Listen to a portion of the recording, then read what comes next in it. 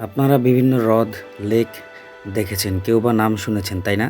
কিন্তু আপনারা কি জানেন পৃথিবীর বুকে এমন একটি লেক রয়েছে যাকে পৃথিবীর হৃৎপিণ্ড অথবা হার্ট বলা হয়ে থাকে? আমি কথা বলছি উলান হ্রদ বা লেকের কথা। উলান লেক উত্তর চীনে অবস্থিত একটি লবণাক্ত হ্রদ। এটি বিশেষ করে তার উজ্জ্বল লাল রঙের পানির জন্য পরিচিত, যা মূলত হ্যালো ব্যাকটেরিয়া ও শ্যাওলার উপস্থিতির কারণে হয়।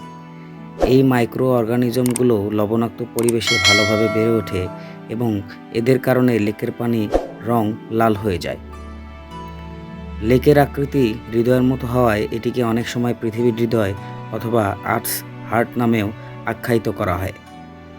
উলান লেকের এই আকর্ষণীয় রং এবং আকৃতি পর্যটকদের মন কাড়ে এবং এটি প্রাকৃতিক ফটোগ্রাফি এবং গবেষণার জন্য একটি জনপ্রিয় স্থান। লেকের আশেপাশে লবণাক্ত পরিবেশ এবং গাছপালার কারণে এটি একটি ভিন্ন ধরনের প্রাকৃতিক পরিবেশ তৈরি করে, যা চীনের অন্যান্য স্থান থেকে একেবারেই আলাদা। উলান লেক চীনের বায়ান্নুর এলাকায় অবস্থিত এবং এটি বায়োডাইভার্সিটির একটি গুরুত্বপূর্ণ স্থান।